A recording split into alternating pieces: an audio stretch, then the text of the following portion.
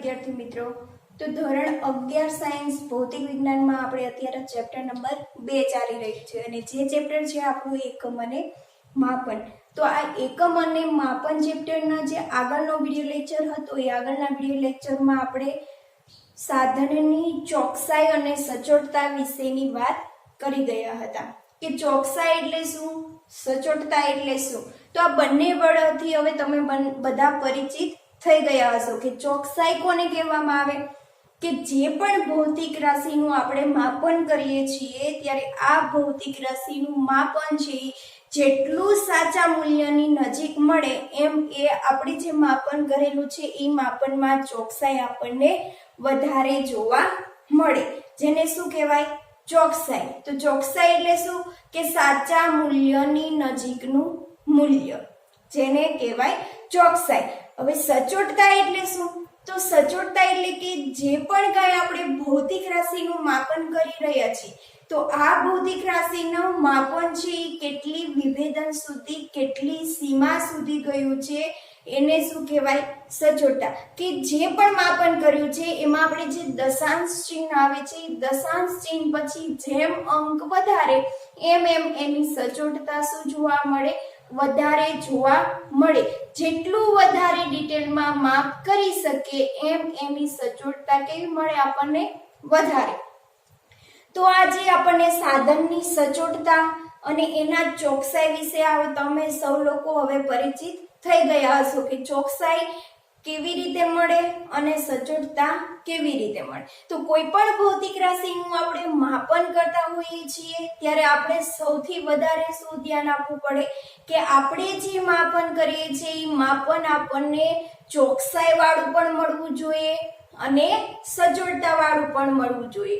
જેમ બને એમ આપણે વધારે ચોકસાઈ પૂર્વક આપણે રીડિંગ લેવાનો પ્રયત્ન કરવો જોઈએ, બરાબર. હવે આ ચોકસાઈ અને સચોટતા વિશે તો તમે બધા પરિચિત થઈ ગયા છો. હવે એના પછી આપણે જોવાનું છે કે ત્રુટિ વિશેની વાત કરવાની છે કે કોઈ પણ ભૌતિક રાશિનું આપણે માપન કરીએ છીએ ત્યારે આ માપનમાં ત્રુટિ કેવી રીતે ઉદ્ભવે છે. તો જોઈએ ત્રુટિ વિશેની આપણે વાત કરીએ કે ત્રુટિ કોને કહેવાય. ત્રુટિ છે ને ઇંગ્લિશમાં કહેશું એરર, બરાબર. તો હવે આ ત્રુટિ વિશેની આપણે વાત કરવાના છીએ. તો ત્રુટિ એટલે શું, તો આપણે જે પણ કાંઈ ભૌતિક રાશિઓનું માપન કરીએ છીએ આ ભૌતિક રાશિનું માપન કરીને આપણને જે મૂલ્ય મળેલું છે એ મૂલ્ય આપણને એકદમ સાચા મૂલ્યની નજીક મળતું નથી. આ માપનમાં કાંઈક ને કાંઈક અચોકસાઈ રહેલી જોવા મળે છે. જે પણ ભૌતિક રાશિનું સાચું મૂલ્ય છે એ એક્ઝેક્ટ આપણને મળતું નથી. એના માપનમાં જે કાંઈ અચોકસાઈ રહેલી છે એને જ શું કહેવાય, ત્રુટિ, બરાબર. તો હવે એની વ્યાખ્યા જોઈ લઈએ. તો વ્યાખ્યા શું કહે છે, ત્રુટિ કોને કહેવાય, તો કોઈ પણ ભૌતિક રાશિના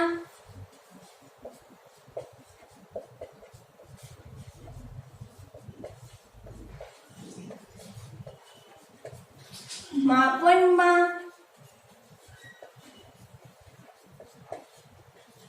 રહેલી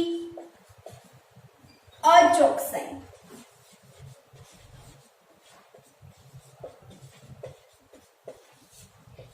જેને ત્રુટિ કહે છે. તો જે ભૌતિક રાશિનું માપન કરીએ છીએ એનું એક્ઝેક્ટ આપણને સાચું મૂલ્ય મળતું નથી. સાચા મૂલ્યથી કાં તો વધારે મૂલ્ય મળશે અને કાં તો ઓછું મૂલ્ય મળશે.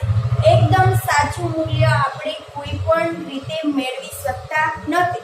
થોડો ને થોડો તો ડિફરન્ટ એમાં જોવા મળે. કેવી રીતે, માની લો કે તમે કોઈ પણ લાકડીનું તમે શું કરો છો, લંબાઈ માપી રહ્યા છો, બરાબર. હવે આ લાકડીની લંબાઈ તમે શેના વડે માપશો, મીટર પટ્ટી વડે માપશો. તો મીટર પટ્ટી વડે જ્યારે આ લાકડીની લંબાઈ માપો છો ત્યારે તમને એ શું મળશે, મીટરમાં મળશે, બરાબર. મીટર થી નાનો સ્કેલ કયો, સેન્ટીમીટર. તો જે તમને મીટરમાં માપ પડ્યું છે એ તમને મીટરમાં એકદમ એક્ઝેક્ટ મળશે, પરંતુ સેન્ટીમીટરમાં જોવા જશો તો સેન્ટીમીટરમાં કંઈક ને કંઈક તમને તફાવત જોવા મળશે. મીટર કરતા નાનો એકમ છે સેન્ટીમીટર, બરાબર. હવે સેન્ટીમીટરના તમે 10 ભાગ કરી તો 1 સેન્ટીમીટરના 10 ભાગ, તો તમે જે માપ મળશે એ તમને શેમાં મળશે? મિલીમીટરમાં, બરાબર. તો તમને જો સેન્ટીમીટરમાં એકદમ સાચું માપ મળે તો મિલીમીટરમાં જોવા જશો તો મિલીમીટરમાં કંઈક ને કંઈક તમને તફાવત જોવા મળતો હોય છે. તો આવી જ રીતે સૂક્ષ્મમાં સૂક્ષ્મ તફાવત પણ ગમે તે વસ્તુનો તમને જોવા મળે. એક્ઝેક્ટ સાચું મૂલ્ય મળતું નથી. તમે ગમે એટલી પ્રયોગ કરવાની ટ્રાય કરશો તેમ છતાં પણ તમને સાચા મૂલ્ય અને માપેલા મૂલ્યમાં તફાવત જોવા મળશે, જેને શું કહેવામાં આવે છે? ત્રુટિ. તો એની વ્યાખ્યા શું થઈ? કોઈ પણ ભૌતિક રાશિના માપનમાં રહેલી અચોકસાઈ, જેને શું કહેવામાં આવે છે? ત્રુટિ કહેવામાં આવે છે. તો આપણે જ્યારે પ્રયોગ કરતા હોઈએ છીએ ત્યારે આપણે સૌથી વધારે વાત શું ધ્યાનમાં રાખવી પડે? કે રીડિંગ છે એ ચોકસાઈ પૂર્વક કરવું પડે. જેમ ચોકસાઈ વધારે રાખશું એમ ત્રુટિ કેવી મળશે? ઓછી, બરાબર. ચોકસાઈ વધારે હોવાથી ત્રુટિ આપણને ઓછી મળે, અને ત્રુટિ ઓછી મળવાથી આપણે સાચા મૂલ્યની નજીક આપણે એનું માપન મેળવી શકીશું. તો જેમ બને એમ આપણને ત્રુટિ ઓછી મળે એવો આપણે પ્રયત્ન કરવાનો. એટલે આપણે કોઈ પણ ભૌતિક રાશિનું માપન કરતા હોઈએ છીએ ત્યારે એમાં એક ચોકસાઈનું ધ્યાન રાખવું પડે છે, અને બીજી વાત છે સચોટતા. એટલે ચોકસાઈ અને સચોટતાને ધ્યાનમાં રાખીને આપણે શું કરી શકીએ છીએ? ત્રુટિ ઓછી મેળવી શકીએ છીએ અને સાચા મૂલ્યની નજીક આપણે જઈ શકીએ છીએ. તો કોઈ પણ ભૌતિક રાશિનું માપન કરતા હોઈએ છીએ ત્યારે આપણને થોડી તો અચોકસાઈ જોવા મળે છે, જેને આપણે શું કહેશું? ત્રુટિ, બરાબર. તો હવે આવે ત્રુટિ છે એ ત્રુટિ મુખ્યત્વે 2 ભાગમાં વિભાજિત કરવામાં આવી છે. તો જોઈએ કે એના ત્રુટિના પ્રકારો કેટલા છે. તો ત્રુટિના મુખ્યત્વે 2 પ્રકારો છે. ત્રુટિના મુખ્યત્વે 2 પ્રકારો જોવા મળે છે. એક છે વ્યવસ્થિત ત્રુટિ અને બીજી છે અવ્યવસ્થિત ત્રુટિ.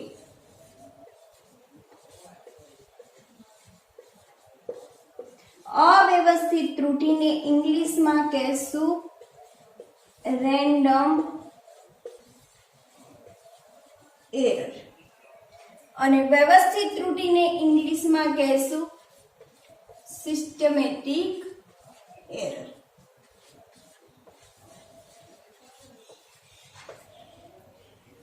તો હવે આ વ્યવસ્થિત ત્રુટિ એટલે શું અને અવ્યવસ્થિત ત્રુટિ એટલે શું?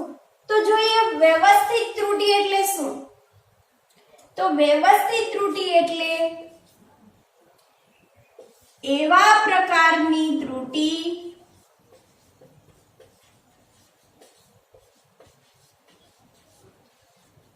કે જેમાં માત્ર ધન ત્રુટિ હોય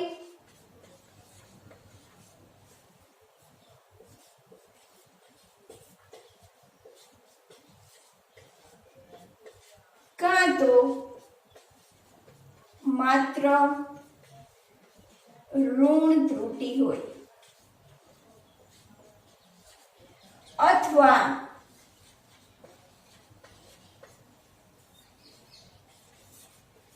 ધન અને ઋણ ત્રુટિ બંને એક સાથે ના હોય.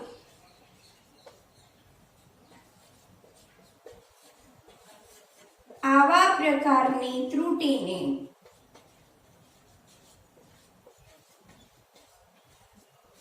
વ્યવસ્થિત ત્રુટિ કહે છે.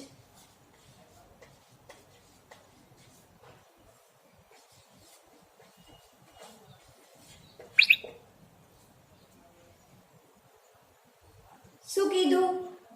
એવા પ્રકારની ત્રુટી કે જે માત્ર ધન હોય કાં તો માત્ર ઋણ હોય, અથવા તો ધન અને ઋણ ત્રુટી બંને એક સાથે ન હોય, આવા પ્રકારની ત્રુટીને વ્યવસ્થિત ત્રુટી કહે છે.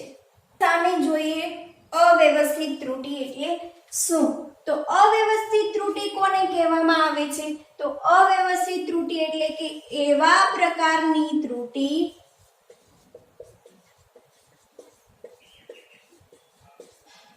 કે જેમાં ધન ત્રુટી અને ઋણ ત્રુટી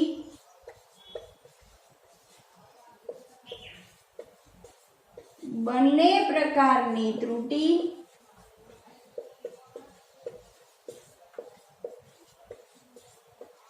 એક સાથે ઉદ્ભવે, જેને અવ્યવસ્થિત ત્રુટી કહેવાય. તો જે એવા પ્રકારની ત્રુટી કે જેમાં ધન ત્રુટી અને ઋણ ત્રુટી બંને એક સાથે ઉદ્ભવે, જેને શું કહેવામાં આવે છે?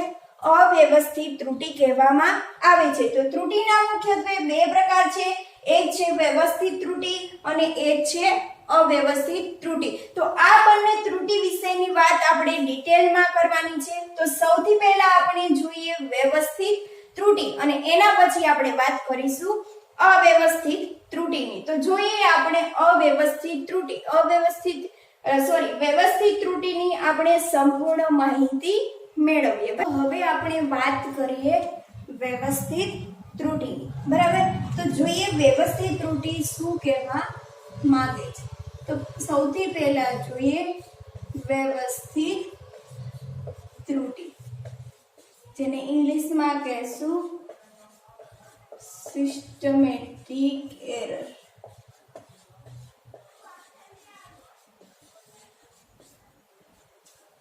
હવે આ જે વ્યવસ્થિત ત્રુટી છે એટલે વ્યવસ્થિત ત્રુટી એટલે શું? તો વ્યવસ્થિત ત્રુટીની સૌથી પહેલા આપણે જોઈએ વ્યાખ્યા. બરાબર? કે વ્યવસ્થિત ત્રુટી કોને કહેવાય? તો વ્યવસ્થિત ત્રુટી એટલે એવા પ્રકારની ત્રુટી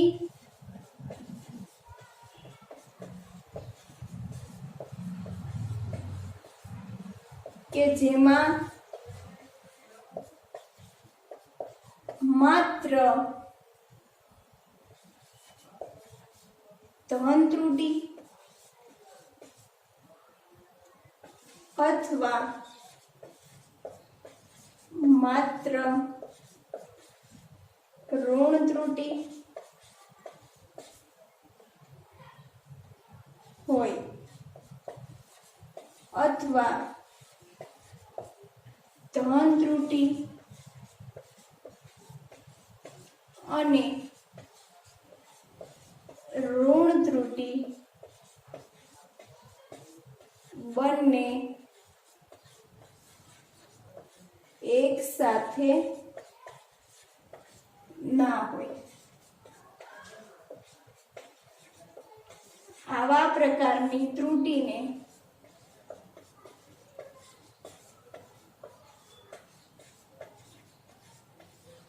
વ્યવસ્થિત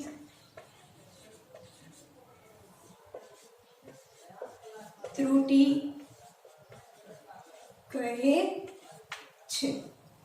જો વ્યાખ્યામાં શું કીધું કે એવા પ્રકારની ત્રુટી કે જેમાં માત્ર ધન ત્રુટી હોય અથવા તો માત્ર ઋણ ત્રુટી હોય.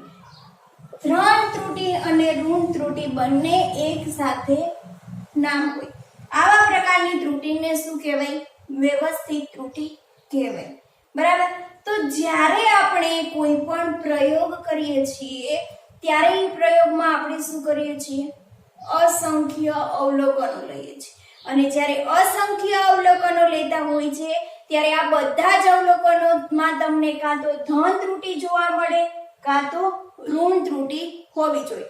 ધન ત્રુટી અને ઋણ ત્રુટી બંને એક સાથે ના હોવી જોઈએ કે બંને એક સાથે ના ઉદ્ભવતી હોવી જોઈએ એવા પ્રકારની ત્રુટીને શું કહે છે?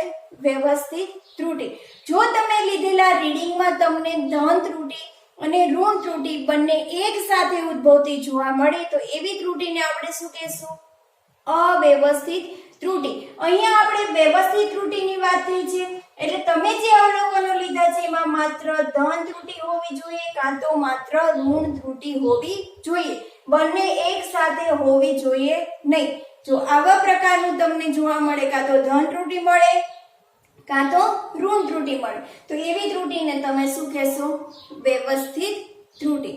બરાબર. તો અહીંયા તો સૌથી પહેલા તમને એ માહિતી હોવી જોઈએ કે ધન ત્રુટી એટલે શું અને ઋણ ત્રુટી એટલે શું. તો જોઈએ કે ધન ત્રુટી કોને કહેવાય? ધન ત્રુટી કોને કહેવાય? ધન ત્રુટી એટલે શું? તો એવા પ્રકારની ત્રુટી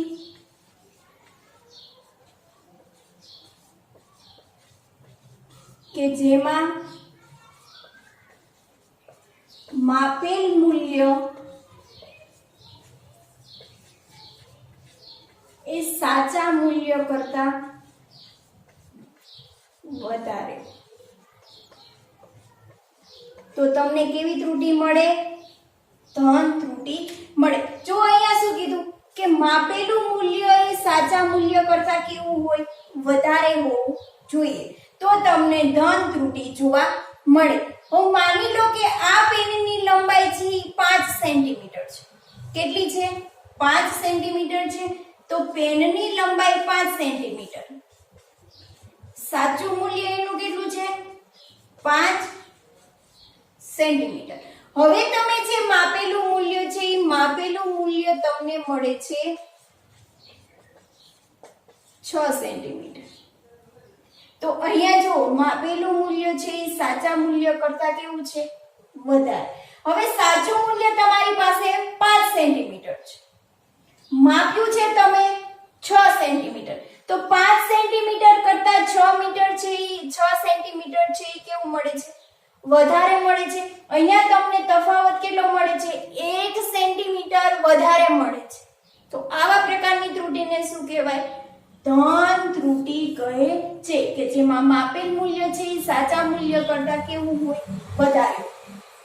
હવે ઋણ ત્રુટીની વાત કરીએ તો ઋણ ત્રુટીમાં શું હોય? તો ઋણ ત્રુટીમાં એવા પ્રકારની ત્રુટી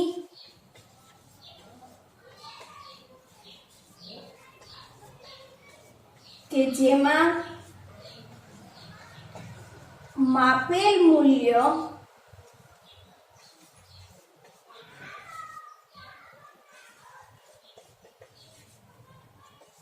એ સાચા મૂલ્ય કરતા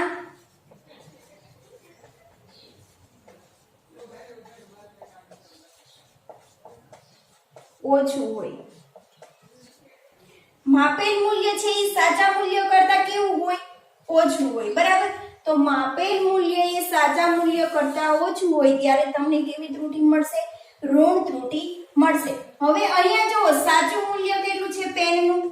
તો સાચું મૂલ્ય છે એ 5 સેન્ટીમીટર છે. હવે તમે માપેલું મૂલ્ય છે એ તમને મળે છે 4 સેન્ટીમીટર.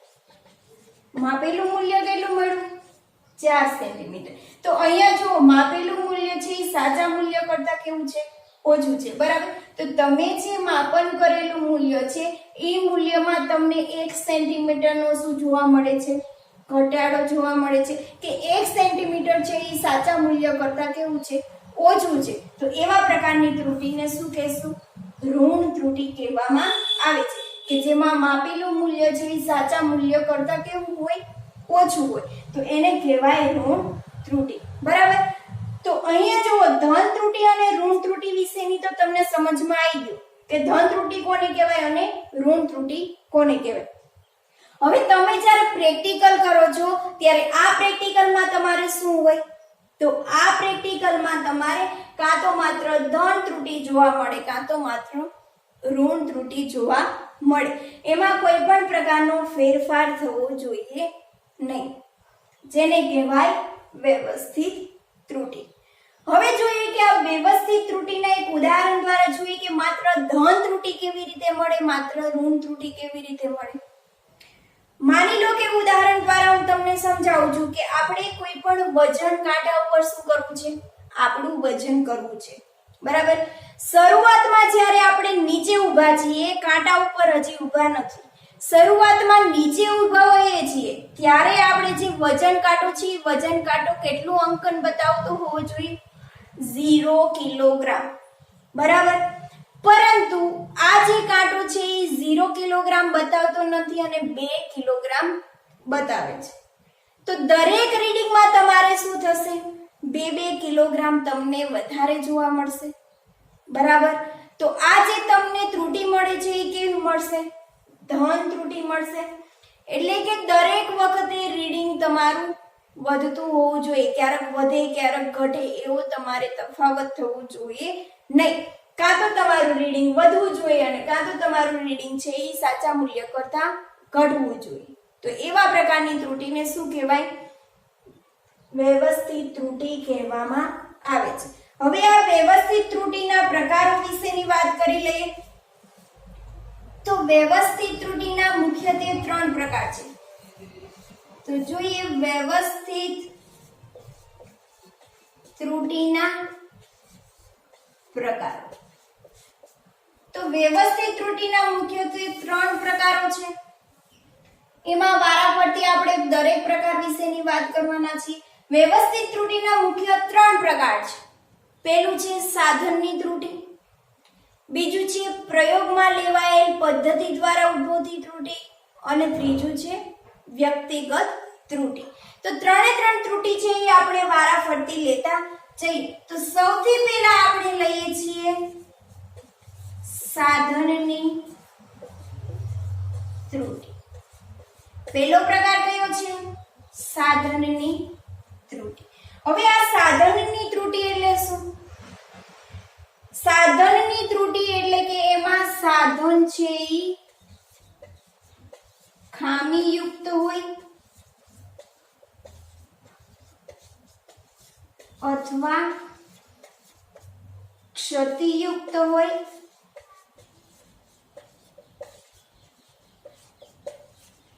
એના દ્વારા ઉદ્ભવતી ત્રુટિને સાધનની ત્રુટિ કહેવાય.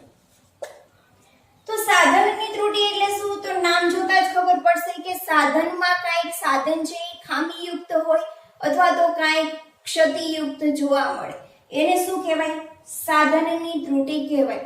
માની લો કે તમે ઉદાહરણ દ્વારા જોઈએ તો ઉદાહરણમાં સૌથી પહેલા લઈએ મીટર પટ્ટીનો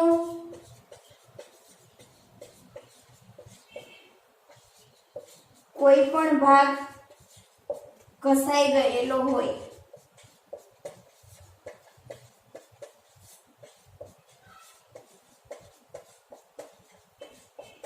પહેલું ઉદાહરણ કહ્યું કે મીટર પટ્ટીનો કોઈ પણ ભાગ છે એ ઘસાઈ ગયેલો હોય. માની લો કે મીટર પટ્ટીનો તમારે આગળથી એક ખૂણો તમારો ઘસાઈ ગયેલો છે. હવે આ જ મીટર પટ્ટીથી તમે શું કરો છો, માપન કરો છો, લંબાઈ માપો છો, બરાબર. તો આ સાધન ખામીયુક્ત હોવાથી આગળથી માનો કે 1 સેન્ટીમીટર જેટલો તમારો ભાગ છે એ ઘસાઈ ગયો છે. તો આ 1 સેન્ટીમીટરનું તમારે શું થાય, ત્રુટિ જોવા મળે. એ સાધનની ખામી હોવાથી એમાં શું ઉદ્ભવે, ત્રુટિ જોવા મળે. તો સૌથી પહેલા છે મીટર પટ્ટીનો કોઈ પણ ભાગ ઘસાઈ ગયેલો હોય ત્યારે શું જોવા મળે, ત્રુટિ જોવા મળે.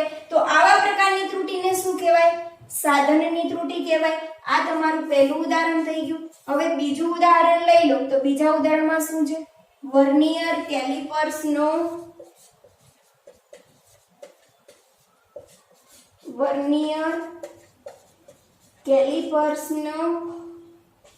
મુખ્ય સ્કેલનો 0,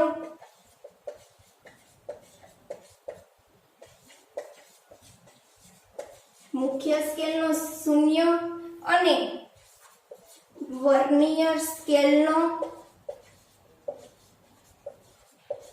શૂન્ય એકબીજા પર સંપાત ના થાય. તો આ શું હોય છે કે વર્નિયર કેલિપર્સ નું તમારે ધોરણ 11 સાયન્સ માં ફર્સ્ટ પ્રેક્ટિકલ છે, બરાબર. તો વર્નિયર કેલિપર્સ માં શું હોય, તો વર્નિયર કેલિપર્સ માં મુખ્યત્વે બે સ્કેલ આવેલી હોય. એક કઈ હોય, મુખ્ય સ્કેલ હોય, અને બીજી એક તમને નાની સ્કેલ આપેલી હોય જે તમારી હોય વર્નિયર સ્કેલ. તો આ વર્નિયર કેલિપર્સ માં શું હોય, તો વર્નિયર કેલિપર્સ માં મુખ્ય સ્કેલ નો શૂન્ય અને વર્નિયર સ્કેલ નો શૂન્ય છે એકબીજા પર શું થતો હોય, સંપાત થતો જોવા મળે. જો આ વર્નિયર સ્કેલ અને મુખ્ય સ્કેલ નો 0 છે એકબીજા ઉપર સંપાત ના થતો હોય તો આ વર્નિયર કેલિપર્સ છે કેવું જોવા મળે, ખામીવાળું જોવા મળે. તો એવા પ્રકારની એમાં જે ઉદ્ભવે ત્રુટી એને શું કહેવાય, સાધનની ત્રુટી કહેવાય. આના પછી એક ત્રીજું ઉદાહરણ છે, માની લો કે થર્મોમીટર છે, બરાબર. તો થર્મોમીટરમાં કેલિબ્રેશન છે માની લો કે ખરાબ થઈ ગયેલું છે અને દરેક વખતે એ છે રીડિંગ તમને અલગ બતાવે છે. હવે કોઈ પણ પાણી છે ગરમ ઉકળેલું પાણી હોય તો આ પાણીનું તાપમાન કેટલું હોવું જોઈએ, 100 ડિગ્રી સેલ્સિયસ, બરાબર. હવે તમે જ્યારે થર્મોમીટર થી આ પાણીનું તાપમાન મેઝર કરો છો તો આ પાણીનું તાપમાન છે તમને 100 ડિગ્રી સેલ્સિયસ ન મળવાના કારણે તમને 104 ડિગ્રી સેલ્સિયસ મળે છે. કેમ? કારણ કે થર્મોમીટરમાં કેલિબ્રેશન શું હોય છે, ખરાબ થઈ ગયેલું હોય છે. માટે દરેક વખતે તમે આ થર્મોમીટરની મદદથી જો તમે તાપમાન માપશો તો તમને 4 ડિગ્રી સેલ્સિયસ કેવું બતાવશે, વધારે બતાવશે. કારણ કે આ સાધન છે એ ખામીવાળું છે અને એમાં જે ઉદ્ભવતી ત્રુટી છે 180 ડિગ્રી સેલ્સિયસ ના બદલે 104 ડિગ્રી સેલ્સિયસ બતાવે છે.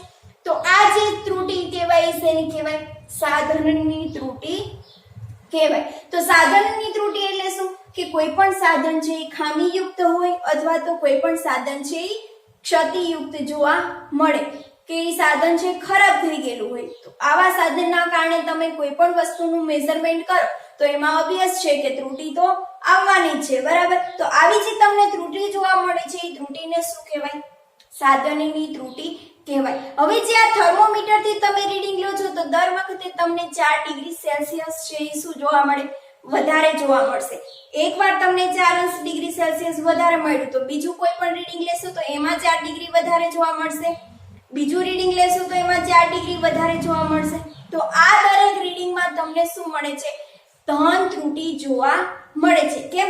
સાચા મૂલ્ય કરતા વધારે મૂલ્ય મપાણું છે, બરાબર. માપેલું મૂલ્ય છે એ તમારું વધારે છે. તો જ્યારે સાચા મૂલ્ય કરતા માપેલું મૂલ્ય વધારે હોય ત્યારે એમાં કેવી ત્રુટી ઉદ્ભવે, ધન ત્રુટી. તો જ્યારે થર્મોમીટરની મદદથી આપણે રીડિંગ લઈએ છીએ તો એમાં આપણને કોઈ પણ એક જ પ્રકારની ત્રુટી ઉદ્ભવે છે જે છે આપણી ધન ત્રુટી. તો કોઈ પણ એક જ પ્રકારની ત્રુટી ઉદ્ભવવાથી આવી ત્રુટીને શું કહેવાય, વ્યવસ્થિત ત્રુટી કહેવાય. તો વ્યવસ્થિત ત્રુટીના પ્રકારમાં એક પ્રકારની વાત કરી ગયા છે, સાધનની ત્રુટી. હવે એના પછી આપણે બીજો પ્રકાર જોઈએ.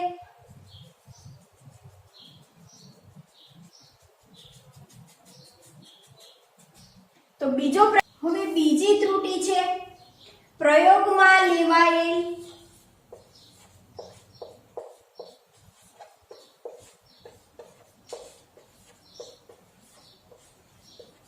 પદ્ધતિના કારણે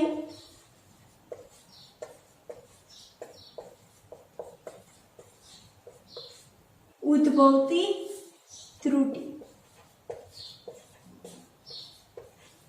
તો બીજી ત્રુટી શું છે કે પ્રયોગમાં લેવાયેલ પદ્ધતિના કારણે ઉદ્ભવતી ત્રુટી. કે તમે જ્યારે પ્રયોગ કરી રહેલા છો ત્યારે આ પ્રયોગમાં તમે કઈ પદ્ધતિનો ઉપયોગ કરો છો, જે પદ્ધતિનો તમે ઉપયોગ કરતા હોય એ પદ્ધતિના કારણે એમાં શું જોવા મળે, ત્રુટી ઉદ્ભવતી હોય. માની લો કે હવે ઉદાહરણ દ્વારા સમજીએ.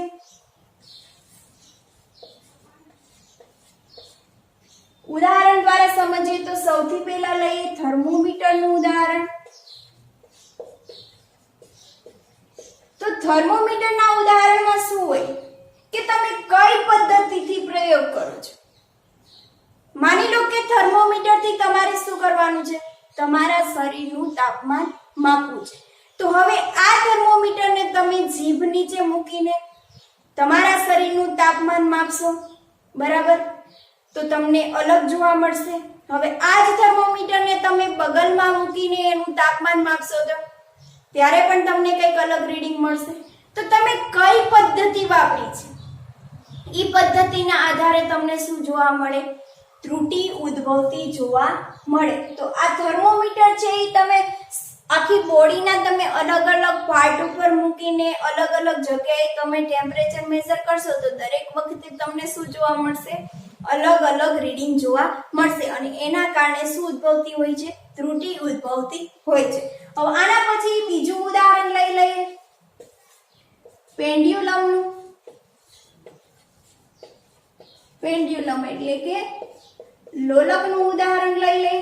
લોલકનું ઉદાહરણ એટલે શું કે જ્યારે તમે લોલકનો પ્રેક્ટિકલ કરતા હોય છો ત્યારે શું હોય છે કે આ બોલને તમે જ્યારે દોલન કરાવતા હોય છો ત્યારે દોલન કરાવવા માટે તમારે શું કરવાનું હોય છે, આ તમે લોલકને સહેજ અમથું દૂર કરીને તમારે શું કરવાનું હોય છે, છોડવાનું હોય છે. અને 20 દોલનો માટેનો સમય તમારે લેવાનો હોય છે. હવે જો આ લોલકનો તમે પ્રેક્ટિકલ કરતા હોય છો ત્યારે આ લોલકનો જો તમે આ એંગલ છે થીટા, ઈ ખૂણો છે એ તમે ઓછો રાખશો તો તમને એના દ્વારા ત્રુટિ છે એ કેવી જોવા મળે, ઓછી જોવા મળે.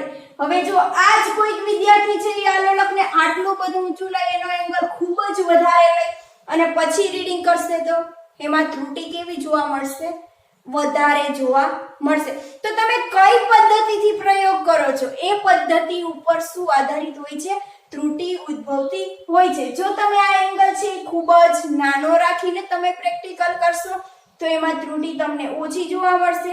જો આ થીટા છે તમે ખૂબ જ વધારે લઈ અને પછી દોલનો કરાવશો તો એમાં ત્રુટિ તમને કેવી જોવા મળશે, વધારે. તો તમે કઈ પદ્ધતિ વાપરીને પ્રયોગ કરો છો એના દ્વારા તમને ત્રુટિ જોવા મળે છે, બરાબર. હવે આ જ વ્યવસ્થિત ત્રુટિનો ત્રીજો પ્રકાર છે વ્યક્તિગત ત્રુટિ.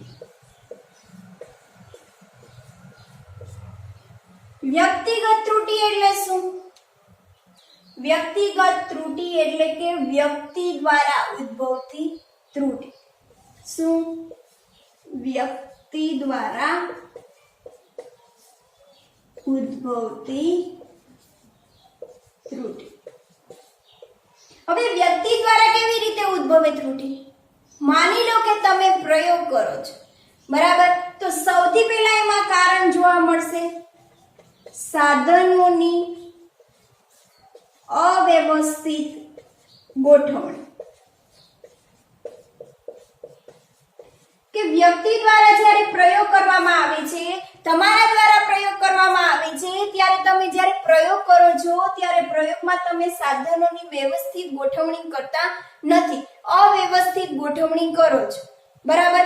તમે તમારી જાતે તમે ભૂલ કરી રહ્યા છો, બરાબર.